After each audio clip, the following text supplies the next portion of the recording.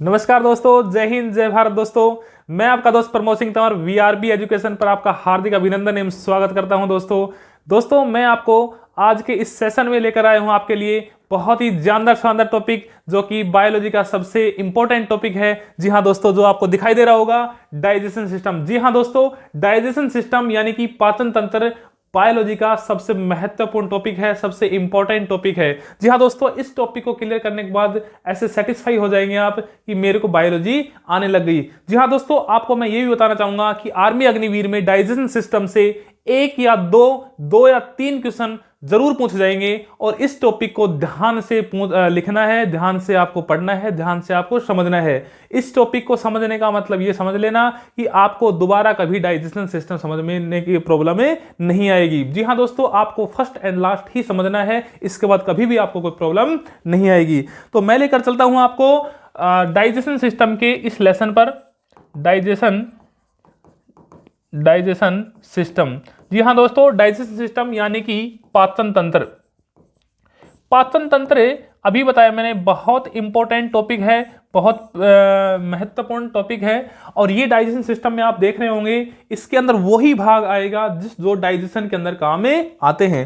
तो सबसे पहले दोस्तों मैं ये बताना चाहूंगा आपको कि सिस्टम होते क्या हैं, तंत्र होते क्या हैं। तो तंत्र एक ऑर्गन्स ग्रुप होता है, ये एक अंगों का एक समूह होता है जिसके द्वारा डाइजेशन हो पाता है। या फिर मैं ये कह सकता हूं कि ऐसे अंगों का समूह, या फिर ऐसे कह सकता हूं मैं एक ग्रुप ऑफ बंच, ठीक है, एक ऑर्गन्स बंच या फिर एक अंगों का समूह जिससे कोई एक सिस्टम तैयार हो पाए, जिससे कोई प्रोसेस हो पाए। जैसे हमने कहा कि कंप्यूटर एक सिस्टम है, क्यों कहा हमने, क्योंकि कंप्यूटर बहुत सारे ऑर्गन्स से मिलकर बना है, उसके भी ऑर्गन्स हैं, माउस है, कीबोर्ड है, डेस्कटॉप है, सीपीयू है, इन सब को हमने क्या कहा, सिस्टम कहा है। ऐसे ही हमारी बॉडी भी बहुत सारे सिस्टम से मिलकर बनी है, जिसमें से एक महत्वपूर्ण टॉपिक है, इंपॉर्टेंट जो सिस्टम है वो आपका है डाइजेशन सिस्टम। जी हाँ दोस्तों, डाइजेशन जो सिस्टम है इसके अंदर आप देखेंगे वही पार्ट आएंगे जो आपके डाइजेशन में काम में आते हैं। ठीक है दोस्तों, अब हम चालू करते हैं टॉपिक हमारा डाइजेशन सिस्टम, पाचन तंत्र। पाचन तंत्र में हम देख पा रहे होंगे दोस्तों कि भोजन की जो एंट्री होती है वो कुछ इस प्रकार से होती है, और जो एग्जिट होता है वो कुछ एनल कैनल से होता है। ठीक है दोस्तों, अब हम लेकर चलते हैं कि पाचन तंत्र होता क्या है, कितने भागों में बटा होता है। तो देखिएगा दोस्तों, पाचन जो तंत्र है, डाइजेशन सिस्टम है, वो दो भाग में बटा होता है। कितने भाग में बटा होता है दोस्तों? दो भागों में बटा होता है। पहला कौन सा दोस्तों? एक तो होता है दोस्तों आहार नाल। जी हाँ दोस्तों, कौन सी नाल? आहार नाल। इसे कहते हैं दोस्तों एलिमेंट्री कैनाल। जी हाँ दोस्तों, एलिमेंट्री कैनाल। ठीक है दोस्तों, एक तो होता है आहार नाल, एलिमेंट्री कैनाल, और दूसरा भाग जो होता है दोस्तों पाचन तंत्र का, वो होता है पाचन ग्रंथियां। जी हाँ दोस्तों, कौन सी ग्रंथियां होती हैं? पाचन ग्रंथियां। ठीक है, डाइजेस्टिव ग्लैंड्स। ठीक है दोस्तों, डाइजेस्टिव ग्लैंड्स या फिर कहता हूं डाइजेशन ग्लैंड्स जो होती हैं, पाचन ग्रंथियां जो होती हैं, वो इसका दूसरा भाग है। ठीक है दोस्तों, तो पाचन तंत्र दो भागों में कंप्लीट होता है, एक आहार नाल एलिमेंट्री कैनाल होता है, और दूसरा होता है डाइजेस्टिव ग्लैंड्स या पाचन ग्रंथियां। ठीक है दोस्तों, अब हम लेकर चलते हैं आहार नाल। आहार नाल है क्या दोस्तों? तो आहार नाल जो होती है वो मुख से लेकर, जी हाँ दोस्तों, मुख से लेकर या फिर माउथ से लेकर और एनस तक। ठीक है दोस्तों, एनस या फिर हम कह सकते हैं गुदाद्वार। ठीक है दोस्तों, गुदाद्वार, यहां एनस से लेकर या फिर हम कहें मुख से लेकर एनस तक की जो लेंथ होती है दोस्तों, वो कितनी होती है? वो होती है 10 मीटर। जी हाँ दोस्तों, लगभग 32 से 33 फीट की लंबाई होती है। जी दोस्तों, मुख से लेकर गुदा द्वार तक की जो लंबाई है लगभग कितनी होती है? 32 से 33 फीट होती है। ठीक है दोस्तों, 32 से 33 फीट होने की वजह से हम इसको कह सकते हैं कि आहार नाल की जो लंबाई है वो दोस्तों क्या है? बहुत बड़ी है। ठीक है दोस्तों, कैसी है दोस्तों? बहुत बड़ी, क्योंकि कितने मीटर की है दोस्तों? 10 मीटर। 10 मीटर बोले तो 32 से 33 फीट। आहार नाल की लंबाई बहुत बड़ी होती है दोस्तों। हाँ, पाचन तंत्र हमारे शरीर के अंदर 10 मीटर जितनी लंबी ट्यूब है, या हम कह सकते हैं कैनाल है, तो उसको कहा जाता है एलिमेंट्री कैनाल। और उसकी एंट्री की बात करें तो एंट्री क्या है दोस्तों? मुख है, और एग्जिट की बात करें तो दोस्तों क्या है? एनस है। तो एक तो दोस्तों ये होता है। दूसरा जो पाचन ग्रंथियां हैं, इसमें हम कह सकते हैं वे ग्रंथियां दोस्तों, वो ग्लैंड्स जो पाचन में काम आती हैं। जी हाँ दोस्तों, वो ग्रंथियां जो पाचन में काम आती हैं या फिर भोजन को पचाने के काम में आती हैं, भोजन को पचाने के काम में आती हैं, काम आती हैं, वो सारी ग्रंथियां जो है वो क्या कहलाएंगी, पाचन ग्रंथियां कहलाएंगी। ठीक है दोस्तों, तो ये होती है आहार नाल और एक पाचन। पाचन तंत्र को 2 भागों में बांट दिया। अब लेकर चलता हूं मैं आहार नाल के अंदर। ठीक है दोस्तों, तो मैं इसके इधर लेकर चलता हूं दोस्तों, इधर देखना ध्यान से। आहार नाल जो होता है, आहार नाल, इसकी अभी बताया मैंने, एलिमेंट्री कैनाल की जो लेंथ होती है दोस्तों वो होती है कितने मीटर, 10 मीटर, या फिर हम कह सकते हैं दोस्तों 32 से 33 फीट। ये इसकी क्या होती है, लंबाई। ठीक है दोस्तों, 32 से 33 फीट लंबाई होती है। स्टार्टिंग जो पॉइंट है वो क्या है दोस्तों, मुख। तो सबसे पहला जो पार्ट है वो लेकर चलता हूं आपका मुख। इसको कहा जाता है दोस्तों माउथ। ठीक है दोस्तों, क्या कहा जाता है, माउथ। जो माउथ है, मुख है, वो भोजन की एंट्री गेट है। कैसे दोस्तों, एंट्री गेट है। इसको, माउथ को ओरल कैविटी भी कहा जाता है। जी दोस्तों, क्या कहा जाता है इसको, ओरल कैविटी भी कहा जाता है। आपको दिख रहा होगा ओरल कैविटी। ठीक है दोस्तों, जो माउथ है इसके अंदर यदि बात करें तो इसमें मुख में लिखते रहना दोस्तों साथ साथ, मुख में भोजन के या फिर मुख में पाचन का प्रारंभ होता है। ठीक है दोस्तों, मुख में पाचन का क्या होता है, प्रारंभ होता है, है ना, प्रारंभ होता है। ठीक है, मैं कहूंगा कि भोजन के पाचन का जो प्रारंभ होता है वो कहां पे होता है दोस्तों, तो वो होता है कहां, मुख में। अगर बात करें कि एग्जैक्ट कहां पे होता है दोस्तों, तो वो एग्जैक्ट आंसर इसका होता है मुख गुहा। जी हाँ दोस्तों, क्या होता है, मुख गुहा, या फिर मैं इसको कह सकता हूं ओरल कैविटी। ठीक है दोस्तों, मुख गुहा इसका राइट आंसर है। क्यों, क्योंकि भोजन के पाचन का जो प्रारंभ होता है वो हो सकता है कि हमारा आंसर मुख हो, लेकिन अगर मुख भी मिल जाए ऑप्शन में और मुख गुहा भी मिल जाए ऑप्शन में, तो आंसर किसको प्रायोरिटी दोगे दोस्तों, आपको मुख गुहा को प्रायोरिटी देनी पड़ेगी, क्योंकि हम तो ओरल कैविटी के अंदर भोजन को डाइजेस्ट कर पाते हैं। ठीक है दोस्तों, फिर बात करते हैं हम कि भोजन का जो ये पाचन शब्द कहां से आया है दोस्तों, इस पे भी चर्चा करते हैं हम। पाचन जो है, पाचन का मतलब होता है अपचित भोजन, या फिर बड़े जो पार्टिकल्स होते हैं उनको छोटी और पचित जो पार्टिकल में तोड़ना ही है, वो ही आपका क्या कहलाता है, पाचन कहलाता है। ठीक है दोस्तों, अब पाचन के अंदर हम देख रहे हैं कि सबसे पहला जो भाग है वो क्या है, मुख, और मुख में पाचन का क्या होता है, प्रारंभ होता है, और माउथ कैविटी या फिर ओरल कैविटी है उसको प्रायोरिटी देनी है आंसर को। ठीक है दोस्तों, अब देखिए दोस्तों, मैं आपको थोड़ा सा और आगे चलता हूं, तो इधर देखते रहना, साथ डायग्राम के साथ साथ ही समझते रहना, बहुत ज्यादा अच्छा होगा। फिर भी मैं थोड़ा सा इसको स्केच में थोड़ा सा ब्रीफ में समझा देता हूं। भोजन इधर से एंट्री करेगा, एंट्री के टाइम पे ही इसका थोड़ा सा डाइजेशन होने लग जाएगा, और यहाँ पे डाइजेशन में जो काम आते हैं वो आते हैं दोस्तों, ये तो टीथ आते हैं काम में, या फिर क्या आती है, जिह्वा जिसको टंग कहा जाता है, ये काम में आती है। यहाँ पे ग्लैंड्स होती हैं, जो एक तो ये आपको ग्लैंड्स दिखाई दे रही है, ये वाली, एक ये वाली, एक ये वाली, 3 ग्लैंड होती हैं। होती तो एक ही है ग्लैंड, उसके 3 टाइप्स होते हैं, और वो होती है सलाइवा ग्लैंड। ठीक है दोस्तों, कितनी कौन सी होती है, सलाइवा ग्लैंड, जिसमें सबसे जो बड़ी ग्लैंड है वो है पैरोटिड, ये लार्जेस्ट ग्लैंड है। ठीक है दोस्तों, ये लार्जेस्ट ग्लैंड है, या फिर मैं कह सकता हूं कि सबसे बड़ी। ठीक है दोस्तों, सबसे बड़ी लार ग्रंथि। हाँ दोस्तों, सबसे बड़ी लार ग्रंथि है वो कौन सी है, पैरोटिड। दूसरी जो ग्रंथि है लार की वो है सबलिंगुअल ग्लैंड, और तीसरी है सबमैंडिबुलर ग्लैंड। ठीक है दोस्तों, 3 प्रकार की हमारी लार ग्रंथियां हैं, पैरोटिड, सबलिंगुअल और सबमैंडिबुलर। ये 3 ग्रंथियां हैं, इनमें सबसे बड़ी कौन सी है दोस्तों, पैरोटिड ग्रंथि है। इसको सलाइवरी ग्लैंड या सलाइवा ग्लैंड भी कहा जाता है, या फिर मैं कह सकता हूं सलाइवा ग्लैंड के 3 भाग होते हैं, पैरोटिड, सबलिंगुअल और सबमैंडिबुलर। तो इसमें भोजन को पचाने के लिए मुख में 3 चीजें ही इंपॉर्टेंट होती हैं। एक होता है दोस्तों टीथ, एक होता है टंग जो जीभ है, और एक होते हैं आपके लार ग्रंथि सलाइवा ग्लैंड। इसके बाद दोस्तों भोजन थोड़ा सा नीचे आता है, तो ये आपको ईसोफेगस दिखाई दे रहे हैं दोस्तों। ठीक है दोस्तों, ये क्या है, ईसोफेगस है। भोजन की जो नली है, ट्यूब है, वो है दोस्तों, है ना, ईसोफेगस। ठीक है दोस्तों, मैं इसको मिटा देता हूं थोड़ा सा। अच्छा, ईसोफेगस है दोस्तों, ये दिख रहे पाए हो, है ना। ईसोफेगस को कहा जाता है दोस्तों ग्रास नली। ईसोफेगस होता है दोस्तों ग्रास नली मतलब भोज्य नली, जिससे भोजन के टुकड़े नीचे आते हैं, उसको कहा जाता है ग्रास नली। ठीक है दोस्तों, ये आपका है दोस्तों लीवर। ठीक है दोस्तों, ये आपका क्या है, लीवर। ये जो दिखाई दे रही है, मैं स्केच कर रहा हूं, ये आपका क्या है दोस्तों, लीवर। लीवर देखो देखो दोस्तों, बायोलॉजी में जितने भी डायग्राम होते हैं वो कुछ इस प्रकार से होते हैं। जैसे मेरा डायग्राम मान लो, ये बोर्ड पे जो डायग्राम है वो मेरा है, मैंने ऐसे कर रखा है, तो मेरा जो राइट पार्ट है वही इसका राइट पार्ट होगा। ऐसा नहीं होगा कि रीजनिंग में जैसा होता है आपका कि इधर का राइट पार्ट हमारा राइट पार्ट होता है, ऐसा नहीं होता है। ये हमारा डायग्राम है और हमारे खुद को डायग्राम को लेकर देखेंगे तो ये हमारा राइट पार्ट है और ये हमारा लेफ्ट पार्ट है। ठीक है दोस्तों, तो ये राइट पार्ट में होता है क्या, लीवर। लीवर को क्या क्या नाम दूं मैं, लीवर को मैं कह सकता हूं यकृत। ठीक है दोस्तों, लीवर को क्या कह सकता हूं मैं, क्या, यकृत। लीवर को मैं क्या कह सकता हूं दोस्तों, यकृत। इसके अलावा दूसरा नाम क्या है दोस्तों, इसके अलावा दूसरा नाम क्या है, लीवर। लीवर को हम कह सकते हैं यकृत। ठीक है दोस्तों, यकृत के हम अलावा हम क्या कह सकते हैं, इसको जिगर कह सकते हैं। ठीक है दोस्तों, जिगर कह सकते हैं। इसको हम कलेजा कह सकते हैं। ठीक है दोस्तों, तो लीवर, कलेजा, जिगर, ये सब क्या है, इसी लीवर का नाम है। ठीक है दोस्तों, उसके बाद देखिएगा आपको इसके अंदर एक छोटा सा ब्लेडर दिखाई दे रहा होगा। ये ब्लेडर है, ये इस ब्लेडर का नाम क्या है, गोल ब्लेडर, या फिर मैं इसे कहूंगा दोस्तों पित्ताशय। ठीक है दोस्तों, इसको हिंदी में क्या कहेंगे, पित्ताशय, गोल ब्लेडर है।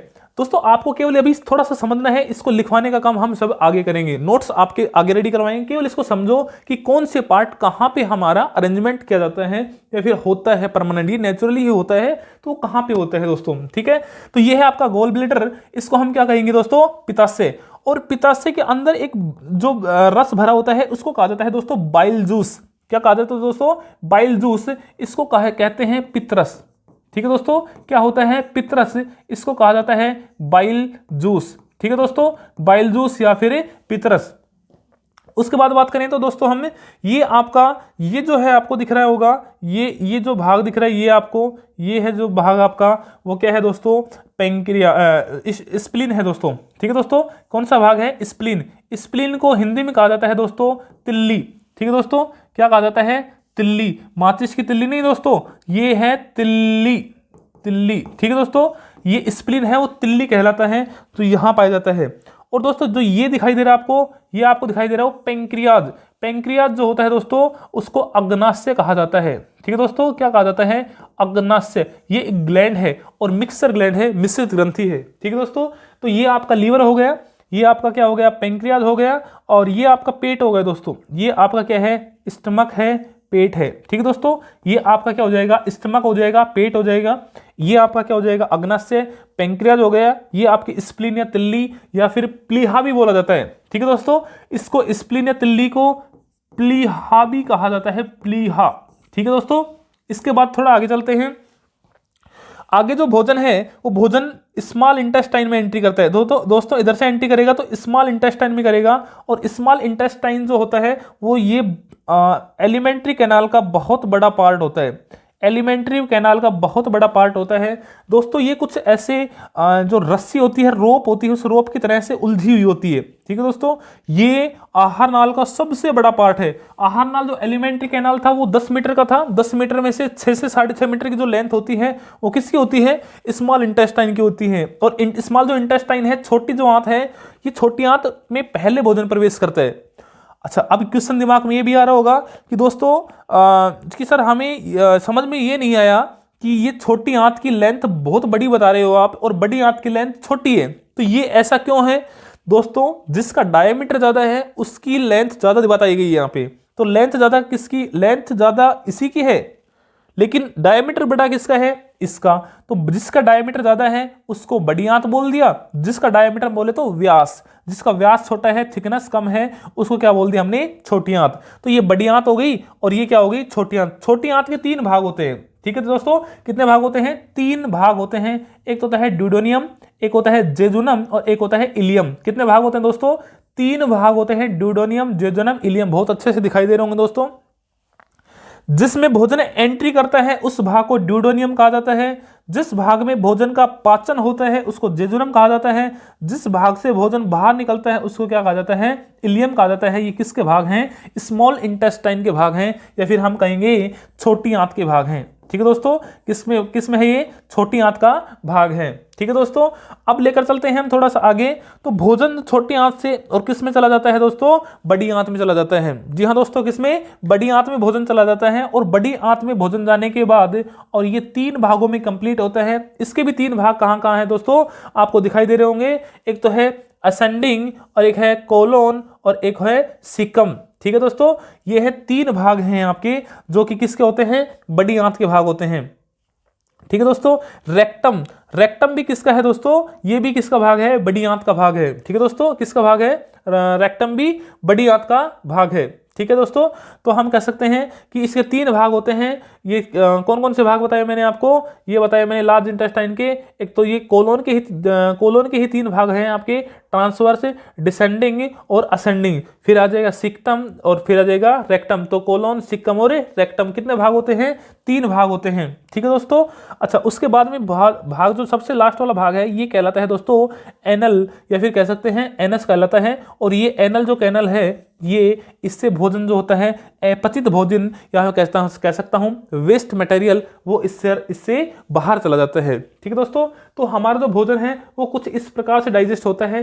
पहले मुख में जाता है, मुख से फिर लार से संता हुआ पहले इसोफेगस में आता है, ग्रास नली में आता है, ग्रास नली से फिर आता है दोस्तों किसमें, पेट के अंदर आता है, पेट से किस में जाता है, छोटी आंत में, और लीवर से ये कुछ जूस एब्जॉर्ब करता है। इसका कुछ लाइपेज एंजाइम होता है, उससे जो फैट होती है वो डाइजेस्ट करने के काम आती है। तो इससे थोड़ा भोजन नीचे आएगा, छोटी आंत में आएगा, स्मॉल इंटेस्टाइन में आएगा। स्मॉल इंटेस्टाइन से दोस्तों ये किस में जाएगा, लार्ज इंटेस्टाइन में जाएगा, बड़ी आंत में जाएगा।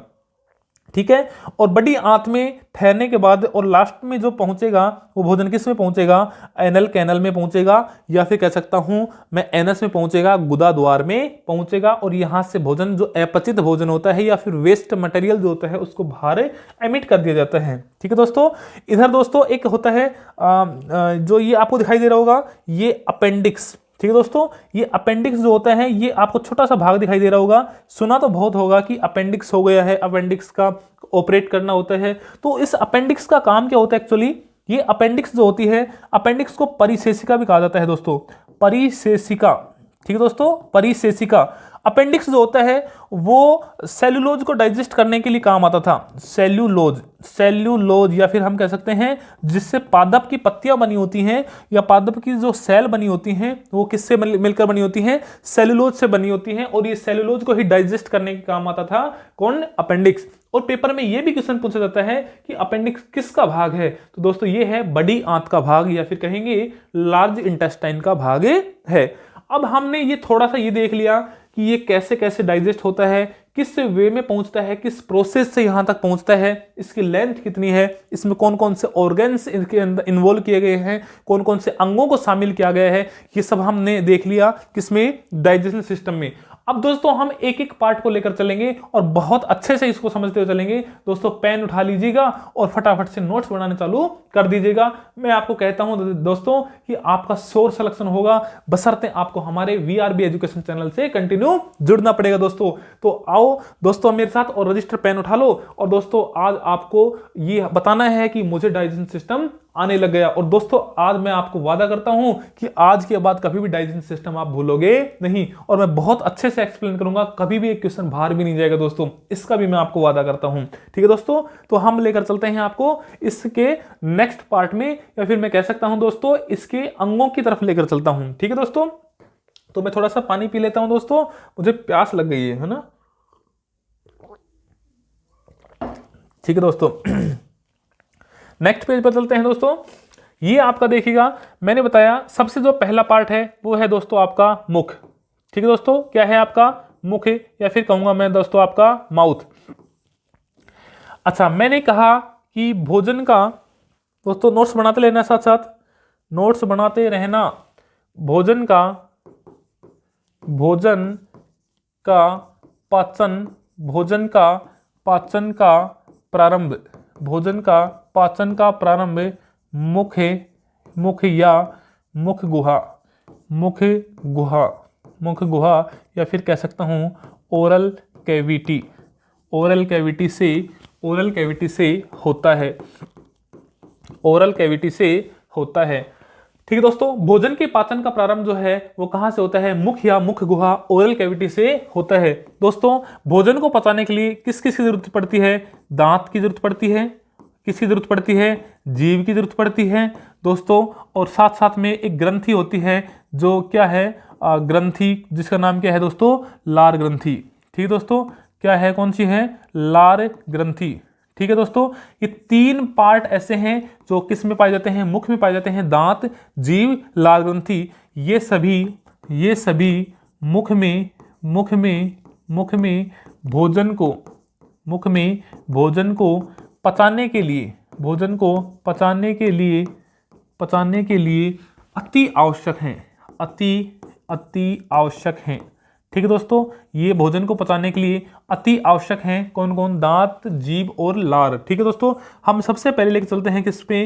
दांत को इंग्लिश में कहा जाता है दोस्तों टीथ। ठीक है दोस्तों, अब बात करते हैं इसके स्टडी की। दांत का जो अध्ययन होता है, स्टडी होती है, स्टडी ऑफ टीथ। स्टडी जो ऑफ टीथ है वो कहलाती है दोस्तों ओडेंटोलॉजी। ठीक है दोस्तों, क्या कहलाता है? ओडेंटोलॉजी। ठीक है दोस्तों, दांत का जो अध्ययन कहलाता है वो कहलाता है ओडेंटोलॉजी। दांतों का अध्ययन ओडेंटोलॉजी कहलाता है। ठीक है दोस्तों, अब बात करते हैं हम। तो दोस्तों, दांत जो होते हैं वो 4 प्रकार के होते हैं। कितने प्रकार के होते हैं दोस्तों? 4 प्रकार के होते हैं। 4 प्रकार के होते हैं। हाँ जी दोस्तों, कितने प्रकार के होते हैं? 4 प्रकार के। आपको लग रहा होगा जी सर हमारे दांत तो जो हैं वो एक ही प्रकार के हैं, वाइट दिखाई देते हैं आपको। जी दोस्तों नहीं, ऐसा नहीं है। हमारे दांत कितने टाइप्स के होते हैं? 4 टाइप्स के होते हैं, जिसमें से पहला है दोस्तों, पहला कौन सा है दोस्तों? ये आपका है कृतनक। दोस्तों कौन सा है? कृतनक। इसको इंसिजर कहा जाता है। ठीक है दोस्तों, दूसरा है रदनक, कृतनक, और दूसरा है रदनक, इसको कैनाइन कहा जाता है। तीसरा है कृतनक, रदनक, अग्रचौर्णक। ठीक है दोस्तों, कौन सा होता है? अग्रचौर्णक, इसको प्रीमोलर कहा जाता है। और चौथा और लास्ट है वो आपका है चौर्णक। ठीक दोस्तों, कौन सा है? चौर्णक, इसको कहा जाता है मोलर। कितने प्रकार के दांत होते हैं दोस्तों? कितने प्रकार के दांत होते हैं दोस्तों? एक होता है कृतनक, दूसरा होता है रदनक, तीसरा होता है अग्रचौर्णक, और चौथा होता है कौन सा? चौर्णक। इंसिजर, कैनाइन, प्रीमोलर और मोलर, 4 प्रकार के जो दांत हैं वो हमारे मुख में पाए जाते हैं। अच्छा, अब बात करते हैं दांतों का निर्माण किससे होता है दोस्तों? दांतों का निर्माण किससे होता है? ठीक है दोस्तों, दांतों का निर्माण किससे होता है? दांतों का जो निर्माण है वो दोस्तों किससे होता है? दांतों का जो निर्माण है, दांतों का निर्माण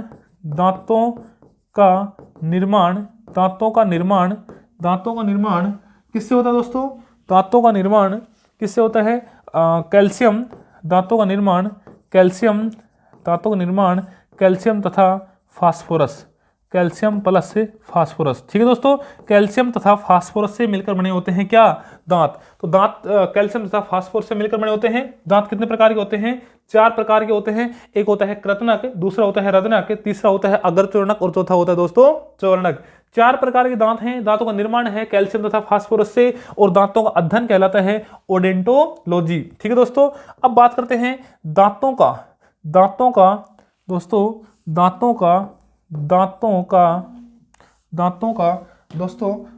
का एक मिनट दोस्तों, मैं थोड़ा सा इसको वाइब्रेट से कर देता हूं मोबाइल को। ठीक है दोस्तों, दांतों का निर्माण किससे होता है? कैल्शियम तथा फास्फोरस से होता है। ठीक है दोस्तों, दांत 2 प्रकार से, दांत जो होते हैं दोस्तों वो दांत 2 भागों से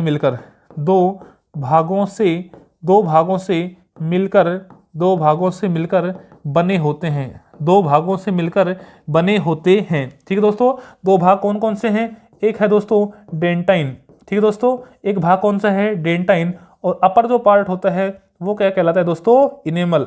क्या कहलाता है? इनेमल। जैसे दोस्तों ये जैसे मान लो क्या है आपका?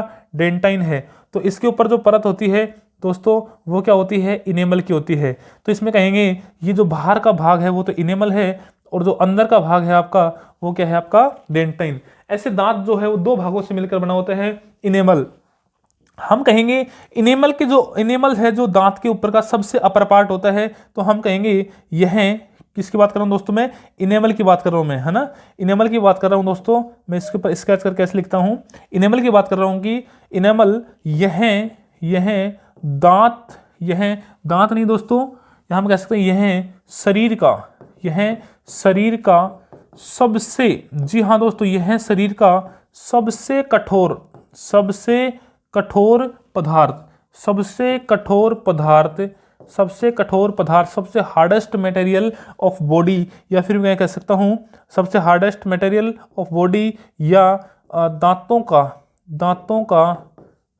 की ऊपरी परत, दांतों की ऊपरी परत होती है, ऊपरी परत होती है। ठीक है दोस्तों, हम कहेंगे इनेमल जो है यह है शरीर का सबसे कठोर पदार्थ या फिर दांतों की ऊपरी परत होती है। जी हाँ दोस्तों, इनेमल जो होता है वो मनुष्य का सबसे कठोर पदार्थ होता है, hardest material of human body होते हैं। वो कौन होता है? इनेमल, जो कि दांत की जो ऊपरी परत होती है वो क्या होती है? आपकी इनेमल होती है, और ये चमकदार भी होती है, ये हार्ड भी होती है, और इसी वजह से हम दांतों से कुछ भी चीज चबा लेते हैं, और हमारी यदि कोई बॉडी को प्रॉब्लम भी आती है, बॉडी जल भी जाती है, तो हमारे जो दांत होते हैं वो बिल्कुल सेफ रहते हैं, क्योंकि सबसे हार्डेस्ट मटेरियल है। ठीक है दोस्तों, अब लेकर चलते हैं हम थोड़ा सा और आगे इसको। आपने देखा मुख में जो भोजन का पाचन है उसका प्रारंभ होता है मुख गुहा से होता है। दोस्तों मैं एक आपको बहुत इंपॉर्टेंट एक बात बताना चाहता हूं, ये माउथ कैटी जो माउथ गुहा कैविटी है, या फिर मैं ओरल कैविटी है, मुख गुहा है, इसके अंदर भोजन का पाचन का जो प्रारंभ हो रहा है वो क्यों हो रहा है दोस्तों? वो इसलिए हो रहा है क्योंकि अभी मैं थोड़ा और आगे लार में लेके चलूंगा, जो सलाइवा होती है उससे एक एंजाइम निकलता है, उस एंजाइम से स्टार्च का पाचन होता है। दोस्तों किसका पाचन होता है? स्टार्च का। और आपने देखा होगा स्टार्च किसमें पाया जाता है? चावल में। मंड जो होता है, मांड या मंड, वो किसमें पाया जाता है? राइस में पाया जाता है, चावल में पाया जाता है। तो हम ये कह सकते हैं चावल का 40%, जी हाँ दोस्तों, चावल का 40% डाइजेशन कहाँ पे हो जाता है? माउथ कैविटी या फिर ओरल कैविटी में हो जाता है। ठीक है दोस्तों, चावल का 40% जो डाइजेशन है वो ओरल कैविटी में होता है। तो हम ये कह सकते हैं कि चावल को हम खाते खाते डाइजेस्ट कर सकते हैं। ठीक है दोस्तों, चावल को हम जैसे जैसे खाते रहेंगे वैसे वैसे एनर्जी लिबरेट होती रहेगी, क्योंकि उसका डाइजेशन स्टार्ट कहाँ से हो गया? ओरल कैविटी से हो गया, मुख्य गुहा से हो गया।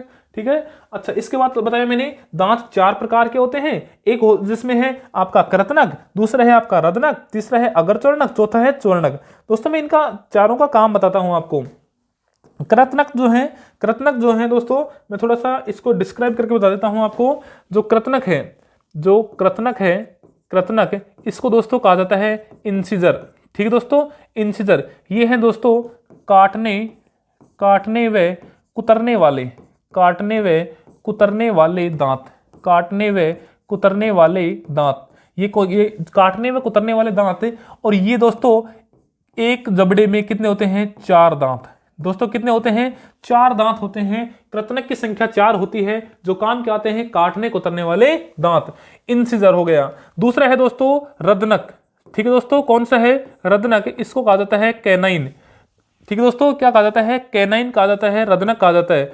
कृतनक जो है वो काटने कुतरने का काम आ रहा था। रदनक जो है दोस्तों वो आपके चीरने फाड़ने वाले दांत होते हैं। दोस्तों चीरने फाड़ने वाले दांत। ठीक है दोस्तों, इनकी संख्या एक जबड़े में कितनी होती है दोस्तों? 2 दांत होते हैं। कितने होते हैं दोस्तों? 2 दांत। आपने देखा होगा दोस्तों, जैसे मान लो ये 4 तो है दोस्तों कृतनक, और एक अलग से ही एक नुकीला सा होता है, जो ऐसा होता है कुल्हाड़ी की तरह होता है ऐसे। ठीक है दोस्तों, तो ये जो 4 दांत होते हैं ये आपके कैसे हैं? ये जो 4 दांत हैं आपके वो तो कैसे हैं? कृतनक हैं, जो काटने को कुतरने काम आ रहे हैं, इंसिजर हैं। और जो जबड़े में 4 के अलावा जो 5वां दांत और छठा दांत जो है 2 दांत है, वो क्या कहलाते हैं? आपके कैनाइन कहलाते हैं, जो चीरने फाड़ने के काम में आते हैं। ये इफेक्टिव टीथ में किसमें होते हैं? जो जंगली जानवर होते हैं उनमें जो मांस वगैरह चीरने के फाड़ने के जो काम आते हैं वो टीथ के साइड वाले होते हैं, और इनको कहा जाता है क्या? कैनाइन। और सामने वाले जो दांत हैं आपके 4 दांत, उसको क्या कहा जाता है? काटने कुतरने वाले दांत। अब जैसे दोस्तों आपको सेव दिया जाए, बोला जाए कि इसको खाना है, तो सेव को क्या करोगे? पहले बाइट करोगे। ऐसा तो नहीं है कि सेव को ऐसे लगाया अंदर डाल दिया, ऐसा तो नहीं होगा ना। तो पहले सेव को क्या करेंगे? बाइट करेंगे, सामने वाले दांतों का यूज करेंगे। अब दोस्तों आपको कोई चीज खींचनी होगी तो सामने वाले दांत से नहीं खींचेंगे, हम किससे खींचेंगे? साइड वाले भाग से खींचेंगे। जब हमें कोई चीज चबानी होगी, चना चबाना है, चना खाएंगे तो ऐसा नहीं, हम चने को ऐसे काट काट कर खाएंगे। चने को तो हम डायरेक्ट अंदर डालेंगे और उसको चबा लेंगे। क्यों दोस्तों? ऐसे तो होगा। अब चलते हैं थोड़ा सा और आगे। ठीक दोस्तों, अब जो है वो तीसरा भाग, ये हो गए 2 भाग, कृतनक और रदनक। तीसरा भाग है दोस्तों वो आपका है अग्रचोर्णक। ठीक दोस्तों, कौन सा है? अग्रचोर्णक, और इसे कहा जाता है प्रीमोलर। ठीक दोस्तों, ये प्रीमोलर जो है वो चबाने के काम आते हैं। क्या काम आते हैं? चबाने वाले दांत। चबाने वाले दांत। ठीक है दोस्तों, इनकी संख्या कितनी होती है? ये है छोटी जाट जिनको बोलते हैं। ये तो इधर जो जबड़े के अंदर ये तो 4 दांत तो हो गए आपके कृतनक, फिर हो गए रदनक, फिर आगे आगे के जो दांत हैं लास्ट वाले को छोड़ दो, ये बीच वाला जो दांत बच के, इनको कहा जाता है दोस्तों आपका अग्रचूर्णक या फिर चबाने वाले दांत। इनकी संख्या कितनी होती है दोस्तों? एक जबड़े में कितनी होती है? 4 दांत होते हैं। नेक्स्ट दोस्तों जो लास्ट टाइप है वो आपका है चोरणक। ठीक दोस्तों, चोरणक है, इसको कहा जाता है दोस्तों मोलर। ये मोलर जो है वो आपका चौथी टाइप का भाग है, या मैं कह सकता हूं चौथी टाइप है या चौथे प्रकार का दांत है। तो ये जो मोलर है ये क्या काम आते हैं दोस्तों? ये काम आते हैं चबाने के साथ साथ पीसने वाले दांत, जी हाँ, चने का बेसन बनाएगा ये तो। जी हाँ दोस्तों, मेरे रसगुल्लों ये क्या बनाएगा? चबाने के साथ साथ उसको पीस भी देगा। जी हाँ दोस्तों, एक ही मुख में आपकी 4 मशीनें लगी हुई हैं, कोई काट रहा है, कोई चीर रहा है, कोई चबा रहा है, कोई पीस रहा है। 4 प्रकार, ये पूरी बेल्ट की तरह काम करती है। और ऐसे जो दांत की जो श्रृंखला बनी हुई है, ये भी कैसी अजीब श्रृंखला है भाई। देखो दोस्तों, इसमें सभी का काम अलग अलग बांट रखा है, और हमें जो भोजन होता है वो डाइजेस्ट करना होता है, तो हमें छोटे छोटे बाइट्स में तोड़ना होता है। और ये छोटे छोटे बाइट्स में तोड़ने का, छोटे छोटे टुकड़ों में तोड़ने का, या फिर कह सकता हूं अलग अलग भोजन को खाने के लिए अलग अलग हमारे पास 4 प्रकार के दांत हैं। और दोस्तों इनकी भी संख्या कितनी होती है? इनकी संख्या कितनी होती है? 6। वाह भाई वाह, मजा आ गया गुरु। कितने होते हैं? 4, 2, 4, 6। संख्या कितनी है? 42, 46 हो सकता है। इंसिजर 4 दांत होते हैं। कृतनक कितने होते हैं? 2 दांत होते हैं। अग्रचूर्णक कितने होते हैं? 4 दांत। और चूर्णक कितने होते हैं? 6 दांत।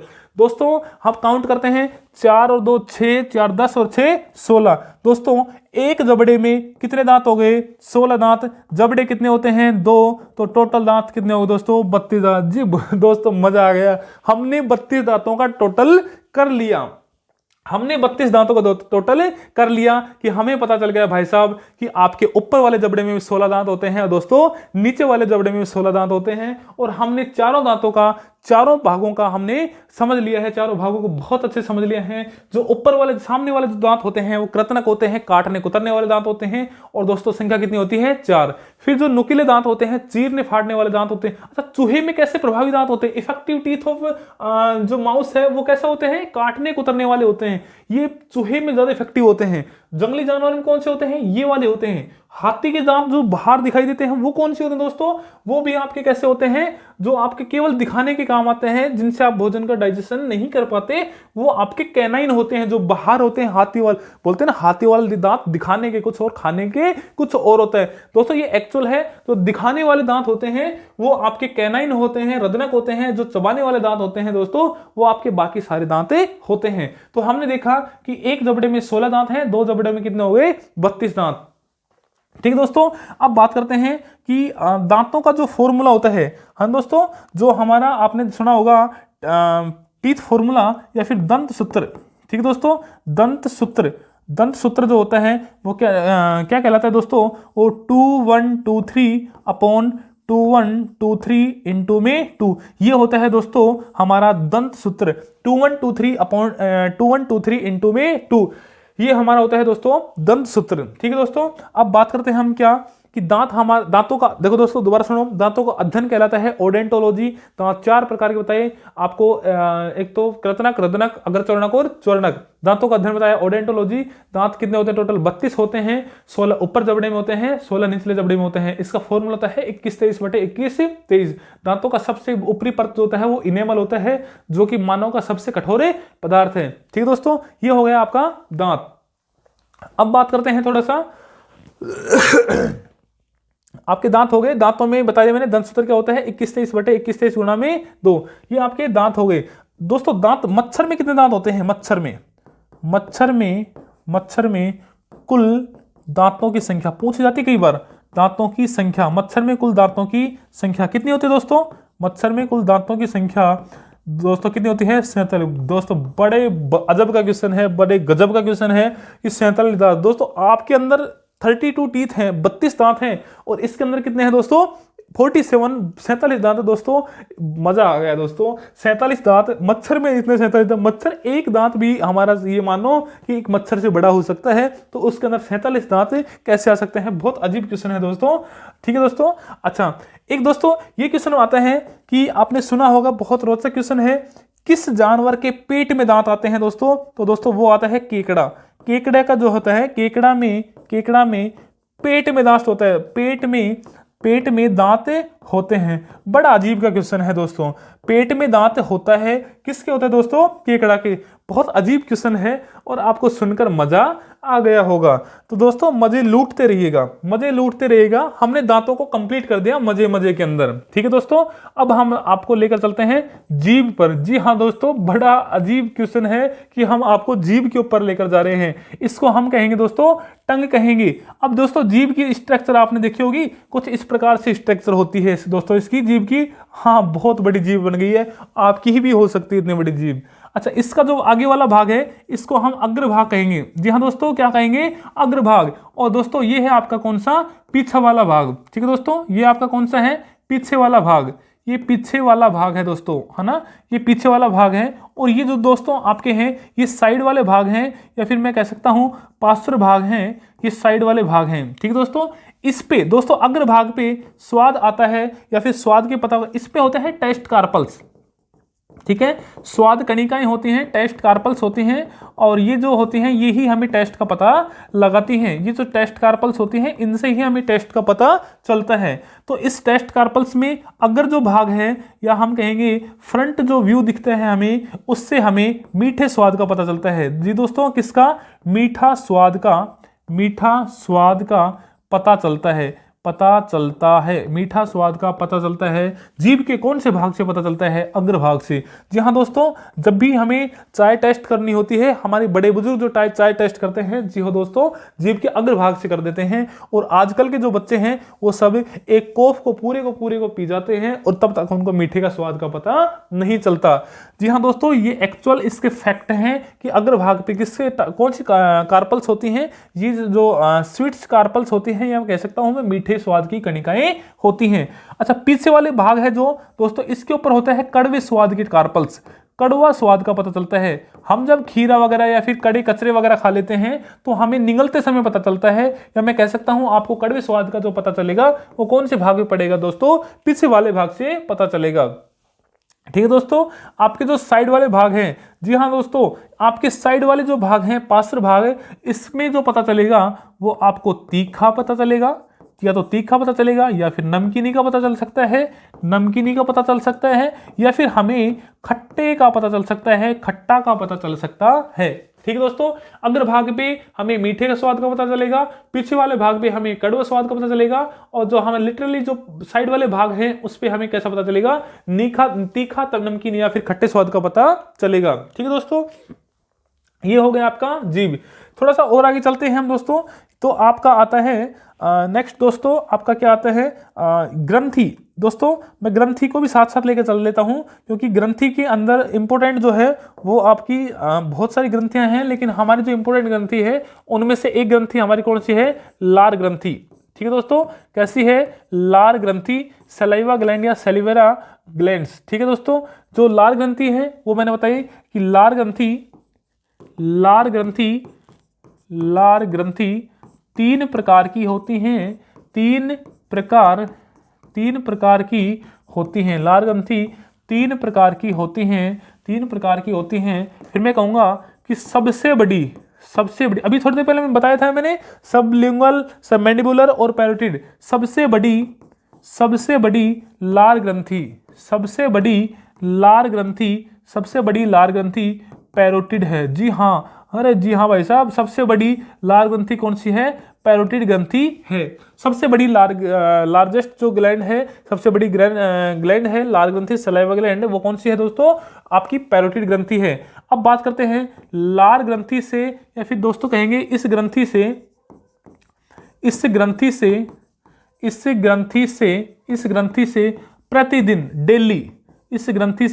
प्रतिदिन या डेली 1 से 1.5 लीटर लार सिक्रेट होती है, या फिर दोस्तों कहेंगे स्रावित होती है। सिक्रेट होती है या फिर कहेंगे स्रावित होती है। इस ग्रंथि से प्रतिदिन 1 से 1.5 लीटर लार स्रावित। जी हाँ दोस्तों, आप समझ रहे होंगे कि हमारे तो इतनी लार बनती नहीं है। अरे जी हाँ दोस्तों, मैं कह सकता हूँ कि पर डे हमारे मुख से या सलाइवा ग्लैंड से तीनों ग्रंथियों से हमारी 1 से 1.5 लीटर लार बन जाती है। ठीक है दोस्तों, तो प्रतिदिन 1 से 1.5 लीटर लार बन जाती है। किस ग्रंथि से? लार ग्रंथि से। तो हमने देखा कि जो लार ग्रंथि है उसका मुख्य काम क्या होता है, तो हम कहेंगे लार का मुख्य काम, लार का मुख्य कार्य, लार का मुख्य कार्य, लार का मुख्य कार्य भोजन को, लार का मुख्य कार्य भोजन को लसलसा, भोजन को लसलसा, भोजन को लसलसा या लुगदी नुमा बनाना, या लुगधी, लुगधी या लुगधी नुमा बनाना, लोमा बनाना, बनाना होता है, लुगदी नुमा बनाना होता है। ठीक है दोस्तों, लार का मुख्य कार्य भोजन को लसलसा या लुगदी नुमा बनाना होता है ताकि ताकि भोजन भोजन भोजन आसानी से निगल सके, भोजन आसानी से निगल सकें, आसानी से निगल सकें। ठीक है, ये हम कह सकते हैं कि लार का मुख्य कार्य भोजन को लसलसा या लुगदीनुमा बनाना होता है ताकि भोजन को आसानी से निगल सके। ये किसका काम होता है दोस्तों? लार का मुख्य काम होता है। अब दोस्तों लार के अंदर क्या पाया जाता है, तो लार में मुख्यतः ये मेनली मुख्यतः लार में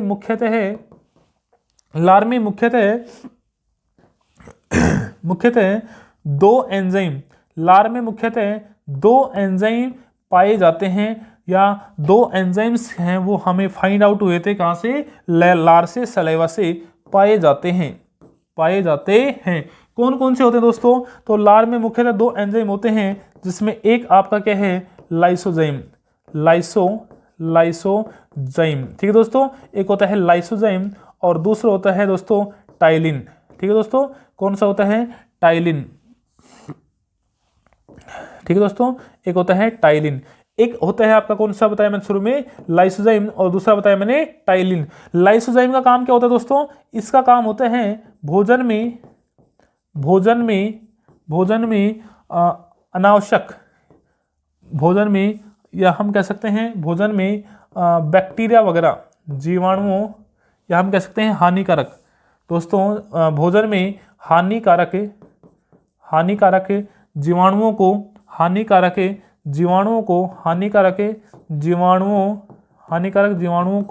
मारने का कार्य होता है।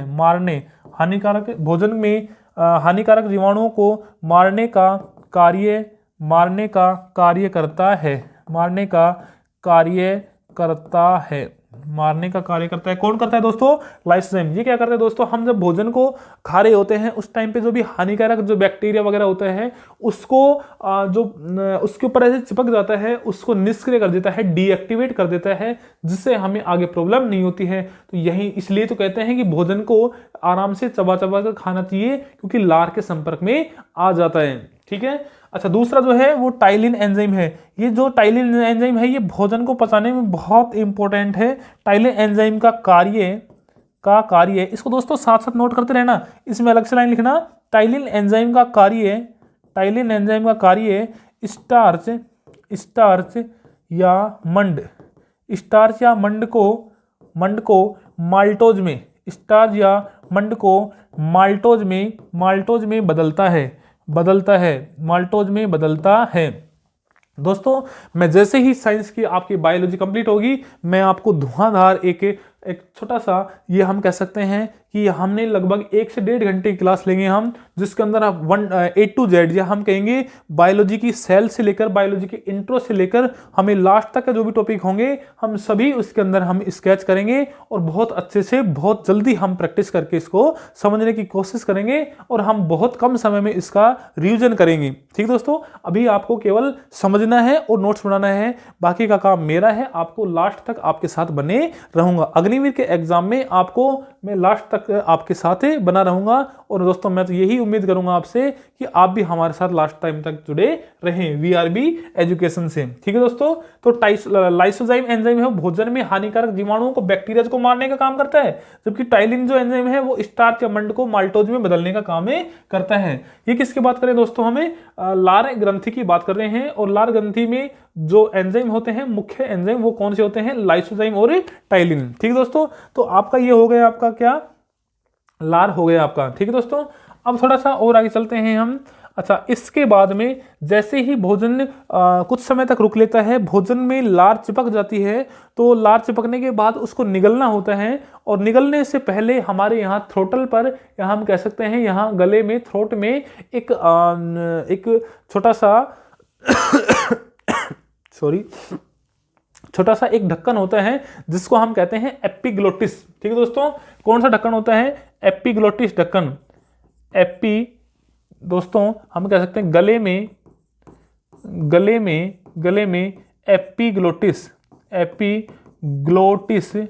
एपिग्लोटिस जिसे कहेंगे घाटी ढक्कन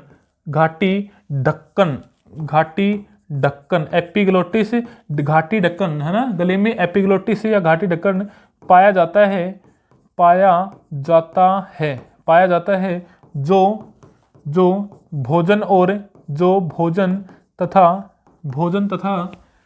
तथा श्वास को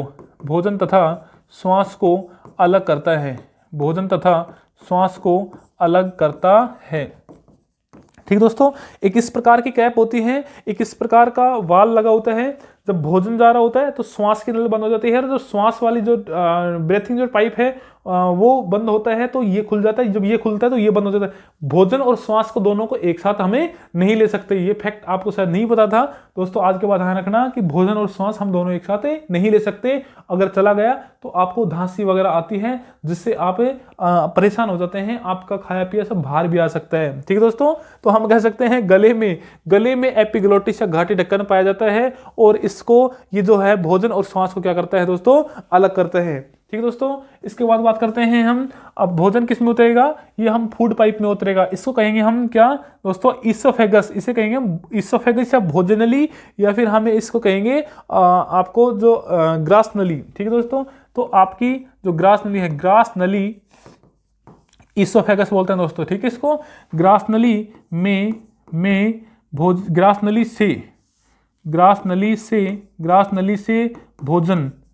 से भोजन पेट को क्या कहा जाता है दोस्तों, उदर भी कहा जाता है, इसको अमाशय भी कहा जाता है, इसको स्टमक भी कहा जाता है ना। पेट में, उदर या फिर अमाशय में, पेट या फिर उदर या अमाशय में, इसको मैं बाद में लिख देता हूं दोस्तों, है ना। ग्रास नली से भोजन पेट या उदर या फिर अमाशय में चला जाता है। ठीक है, चला जाता है। ग्रास नली की जो लंबाई होती है कितनी होती है दोस्तों, ग्रास नली की लेंथ जो होती है, लंबाई जो होती है वो 27 सेंटीमीटर होती है। 27 सेंटीमीटर होती है। ठीक है दोस्तों, ग्रास नली की लंबाई 27 सेंटीमीटर होती है। ठीक है दोस्तों, इसके अलावा बात करें तो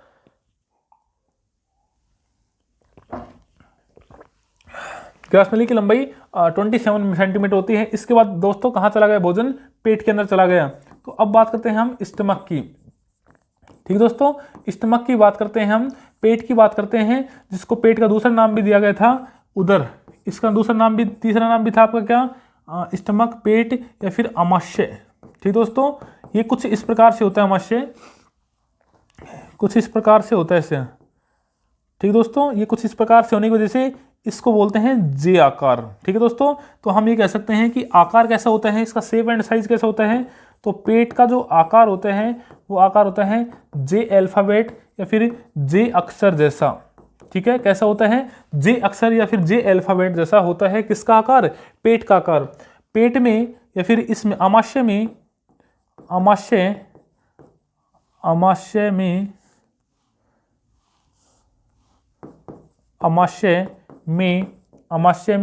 भोजन की क्षमता कैपेसिटी 1.5 kg होती है।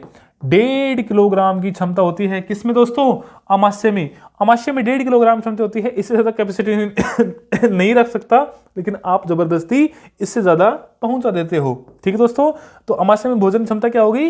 1.5 किलोग्राम। फिर आगे चलते हैं हम। अमाशय में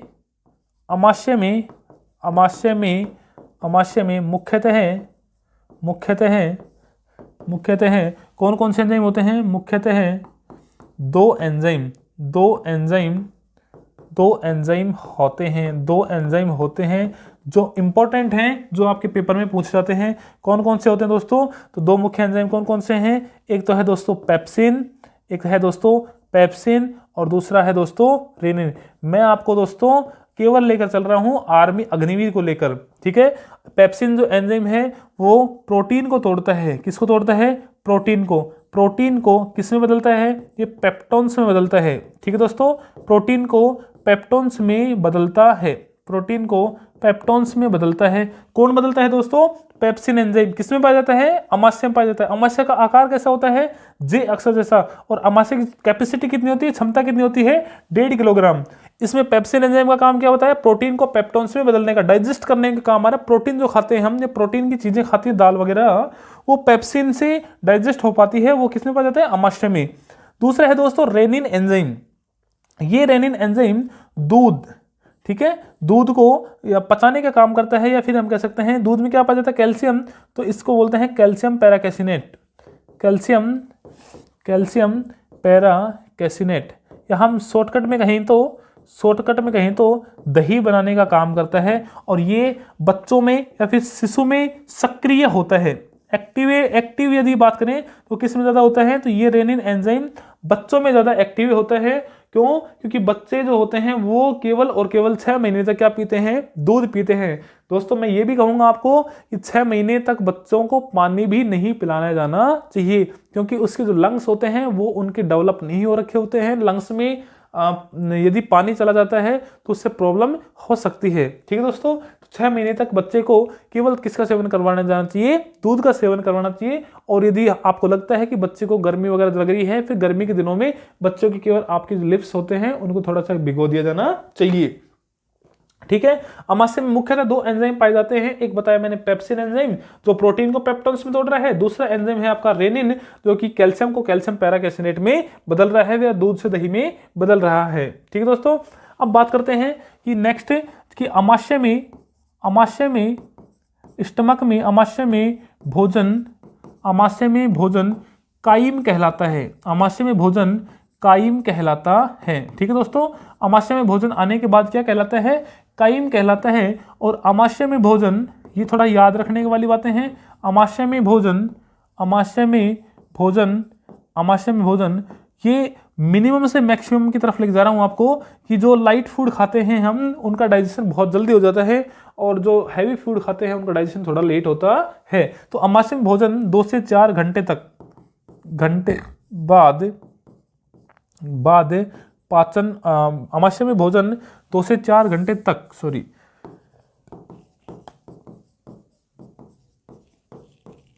2 से 4 घंटे तक ठहरता है। अमाशय में जो भोजन होता है वो 2 से 4 घंटे तक ठहरता है। ठीक है दोस्तों, फिर देखो दोस्तों, अमाशय जो होता है, अमाशय के 3 भाग होते हैं। अमाशय के 3 भाग होते हैं। अमाशय के 3 भाग होते हैं। कौन कौन से होते हैं दोस्तों? एक आपका अमाशय के कितने भाग होते हैं दोस्तों? 3 भाग होते हैं। एक ऊपर का जो भाग होता है वो बोलते हैं कार्डियक, ठीक है। दूसरा होता है फंडस, और दोस्तों तीसरा होता है पाइलोरिक। ठीक है दोस्तों, कौन सा होता है? पाइलोरिक। अमाशय के 3 भाग होते हैं। Number 1 cardiac, number 2 fundus, number 3 pyloric. J अक्षर जैसा होता है।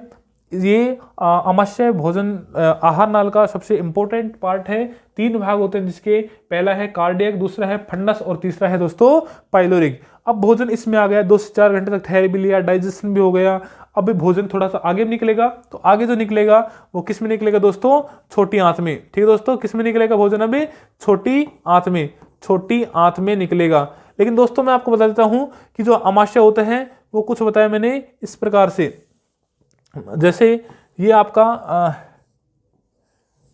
ये इस प्रकार से कुछ आपका स्टमक होता है, और जो लीवर होता है दोस्तों वो कुछ इस प्रकार से लीवर होता है।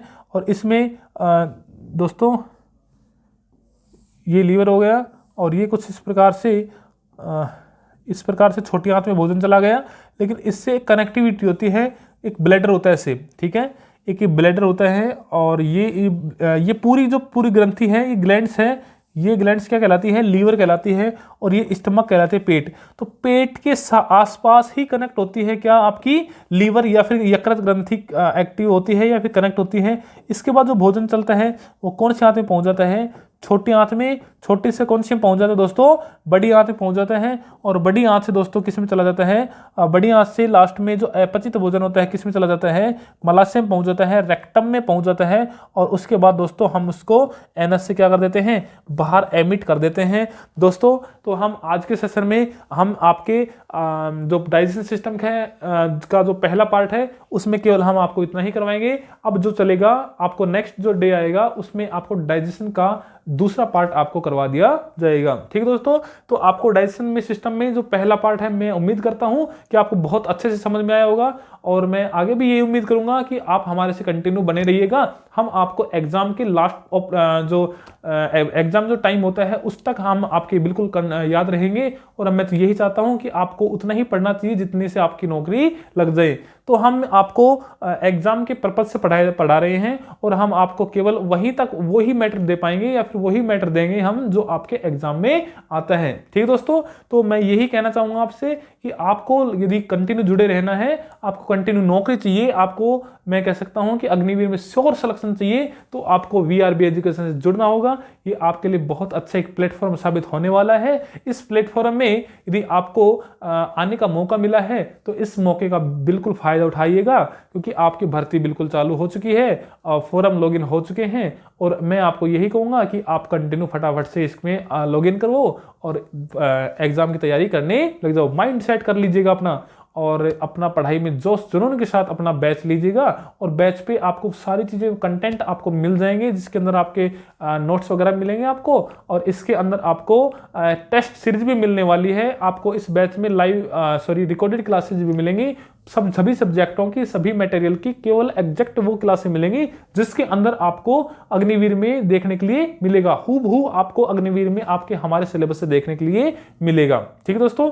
तो जिस बच्चे ने हमारा जो वीआरबी एजुकेशन चैनल है उसको अगर सब्सक्राइब नहीं किया हो तो उसको सब्सक्राइब कर लीजिएगा। और दोस्तों जिसने बेल आइकन नहीं प्रेस किया होगा तो उसको बेल आइकन भी प्रेस कर लेना होगा, क्योंकि हम आपके लिए बहुत अच्छी अग्निवीर के लिए अपडेट लेकर आने वाले हैं, और सभी एग्जामों के अपडेट आपको देते रहेंगे। तो आपको हमारे वीआरबी का एजुकेशन से आपको कंटिन्यू जुड़ा रहना पड़ेगा, ठीक है दोस्तों। जय हिंद, जय भारत। मिलते हैं हम अगले सेशन के अंदर, और मैं कहता हूं कि आप हमारे वीआरबी का एजुकेशन पर जुड़ेंगे तो आपको श्योर सिलेक्शन मिलेगा। जय हिंद, जय भारत दोस्तों, ठीक है दोस्तों, बाय।